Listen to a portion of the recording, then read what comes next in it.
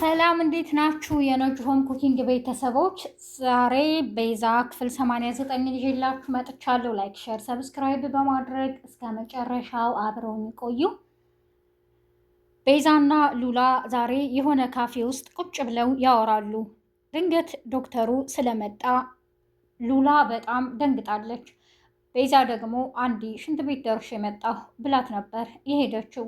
ዶክተሩን ከውጭ በመስተዋቱ ስታየው በጣም ደንግጣለች። ወይኔ አሁን ምንድነው ሙላት ምንድነው ማድረግ ያለብኝ እያለች ትርበተበታለች። እሱም መጥቶ ይጠይቃታል።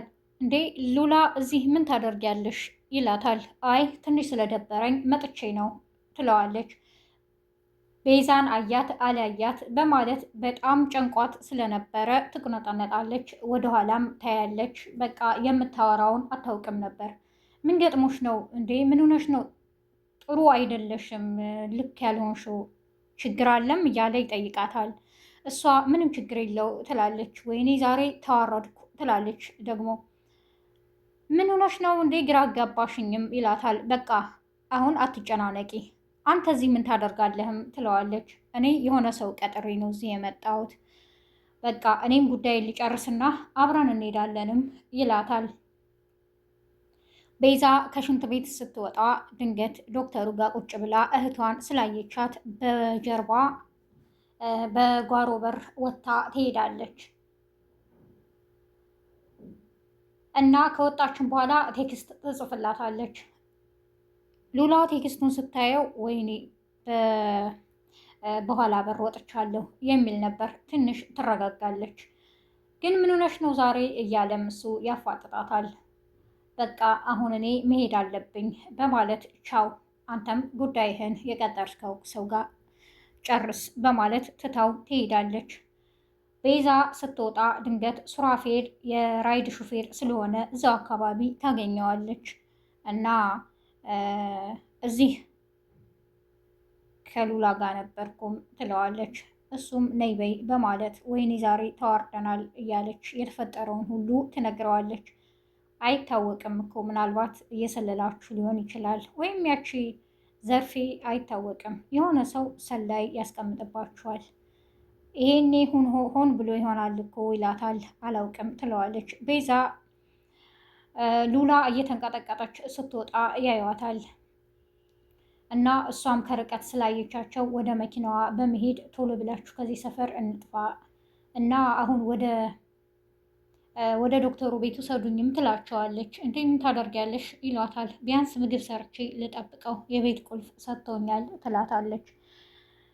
ቤዛ ምንም ነገሩ ስላላማራት እኔ ግን ይሄ ጉዳይ ቢቀር ይሻላል፣ ምን ሆነሽ ነው የማትወጪው ችግር ውስጥ የገባሽው እያለችም ትነግራታለች። አንዴ ገብቼበታለሁ መውጣት አልችልም እና ደግሞ እኔ ላንቺ ብዬ አይደለም ወይም ላንተ ብዬ የእናንተን ንብረት ለማስመለስ ሳይሆን የኔም ንብረት ነው። ስለዚህ በግፍ የተወሰደብንን ንብረት ከዛች ካክስታችን ማስመለስ አለብን ትላቸዋለች። ሱራፌል እኔ ደስተኛ አይደለሁም ቤዛ በቃ እያለ ለቤዛ ይነግራታል። እሱ ከሳሚ ጋር ቁጭ ብሎ ሲያወራ ነበር የቆየው። ምንድን ነው እያለችም እሷ ትጠይቀዋለች። ታውቂያለሽ አክስትሽ ያኔ ስታወራ ሰምቻታለሁኝ።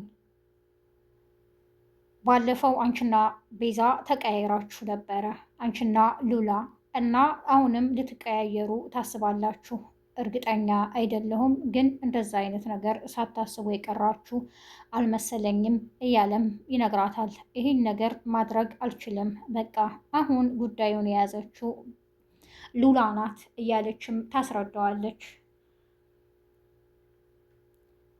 ሱራፌል እና ሳሚ ቁጭ ብለው ካፌ ውስጥ ያወራሉ ስለ ጉዳዩ ሁሉም። ግን እኮ የሆነ በአቋራጭ ማድረግ ያለብን ነገር አለ ይለዋል። ምንድን ነው ችግሩም እያለ ይጠይቀዋል። ማድረግ ያለብን በቃ አንድ አማራጭ ሽብሩ ዘርፌ ቤት ገብቷል። ስለዚህ ያ ምክንያቱ ደግሞ ሳሮን ናት ያስገባችው። ሳሮን እና እሱ ጓደኛሞች ሆነዋል። ስለዚህ የመኪናውን የድርጅቱንና የቤቱን ካርታና ፕላን ያሰራችበትን ሙሉ መረጃውን እንዴትም ብሎ ከዘርፌ አውጥቶ ቢያመጣልን ነገሮችን ማቋረጥ እና ማስተካከል እንችላለን። ይህን ደግሞ የህግ ባለሙያ አማክሬያለሁ። ግን እኛ ከተነቃብን ብዙ ችግር ውስጥ እንገባለን። ይህንን ሳናስነቃ ማድረግ አለብን እያለ ይመካከራሉ። ይሄ ሀሳብ እንዴት መጣልህም ይለዋል። ሳሚ አንተ እኮ ነህ ይህን ሀሳብ ባለፈው ያመጣኸው። እኔ ምን የማላመጣው ሀሳብ አለኝ? ምን አለ ባልተናገርኩ እያለ ይጸጸታል። ሳሚ አንዴ ገብተንበታል፣ ይህን ነገር ማድረግ አለብን ይላል። ሱራፌል ቤት ከሄደ በኋላ ስላላስቻለው ሳሚ ጋር ያወራውን በሙሉ ለቤዛ ይነግራታል። እኛ ወንጀለኛ መሆን አንፈልግም፣ ምንድን ነው እያሰባችሁት ያላችሁት እያለች ትቆጣለች። እሱ ግን እኔ ልንገርሽ ብዬ ነው እንጂ እኛ አንዴ ወስነናል ይላታል። ሽብሩ ከቤት ሰራተኛቸው ጋር ይጣላል። የቤት ሰራተኛቸው በጣም አይን አውጣ ስለሆነች ብዙ ነገር ትናገረዋለች። ወይኔ ሳሮን ምን ውስጥ ነው አንጥተሽ ያስገባሽኝም ይላል። እንዴ አሁን የጠራሃት ሳሮን ነው ያልከውኝ? ብቻ እኔ ማቃት ሳሮን ትሆናለች እያለችም ታውጣጣዋለች። እኔ እኮ መጀመሪያም ጠርጥሬያለሁ ተልእኮ እንዳለህና ልትሰልል እዚህ ቤት እንደመጣህም ትለዋለች። አንቺ ምንድን ነው የምታወሪው? አትቀባጥሪብኝ። እኔ ምን አይነት ሰው እንደሆንኩኝ አታውቂም። ወይኔ እኔ ስንት ርስት እያለኝ እና ስንት የባል አባት ልጅ መሆኔን ገጠር አታውቂም። እዚህ መጥቼ ዘበኛ ሊሆን እያለ እሱ በጣም ይናደዳል። ይህን ሁሉም ማደርገው ነገሩ ለሳሮን ነው ይላል። ሳሮን ሁሉንም ነገር የተፈጠረውን ለሽብሩ ትነግረዋለች። እኛ ካንተ የምንፈልገዋለም እያለች ትነግረዋለች። እኔ ምልሽ ጉድ ሳይፈጠር አይቀርም እቤት ውስጥ የመጣችው ልጅ ሳሮን፣ ወይኔ ሳሮን ምን ውስጥ አስገባሽኝ ስል ስለሰማች ሳሮን ናት እንደዚህ ያመጣችህ በማለት ጠይቃኛለች ይላታል። ለእሱ ችግር የለውም ነገሮችን ታስተካክላለህ፣ ሳራ ትለኛለህ ትለዋለች። እኔ ግን ምንም ነገሩ አልጣመኝም፣ ጓዜን ይዤ ከዛ ቤት በወጣ ነው የሚሻለኝ፣ ሴትዮዋም ጥሩ አይደለችም እያለ ለሳሮን ይነግራታል። ሳሮንም የምትሰራልን ስላለ ቆይ ቤዛን ማገዝ አለብን ትለዋለች። ሽብሩ በዛው ተስማምቶ ወይዘሮ ዘርፌ ቤት ይቀጥላል አይቀጥልም አብረን የምናየው ይሆናል።